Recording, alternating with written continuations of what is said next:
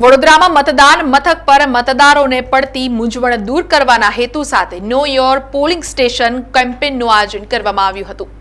આગામી દિવસોમાં યોજાનાર લોકસભાની ચૂંટણીના ભાગરૂપે ભારતના ચૂંટણી પંચની સૂચનાઓ મુજબ વડોદરા જિલ્લામાં મતદાર જાગૃતિ બાબતે જુદા જુદા કાર્યક્રમો હાથ ધરવામાં આવી રહ્યા છે।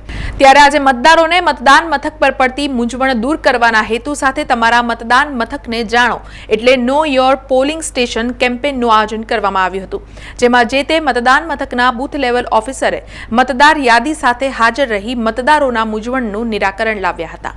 આજે KYPS એટલે કે નો યોર પોલિંગ સ્ટેશન અંતર્ગત જેટલા પણ મતદારો છે એ લોકોને એમનો ક્રમાંક શું છે, એમનો ભાગ શું છે, એમની મતદાર યાદીમાં નામ કેટલા ક્રમાંકે છે એ તમામ માહિતી અહીંયાથી આજે એમને આપવામાં આવશે અને ત્યારબાદ જો એમને કંઈક હોય ક્વેરી તો એ મુજબની ક્વેરી અહીંયાથી સોલ્વ થશે।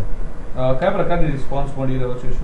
હા, મતદાન ધીમે ધીમે આવી રહ્યા છે અને હમણાં કાપલી વેચવાનું પણ ચાલી રહ્યું છે, એટલે સાથે સાથે એ પણ થઈ રહ્યું છે, એટલે ધીમે ધીમે અમુક જણાને ખબર છે તો આવી રહ્યા છે, જે લોકો નથી ખ્યાલ એ લોકો આવશે ધીમે ધીમે 12:30 સુધીમાં।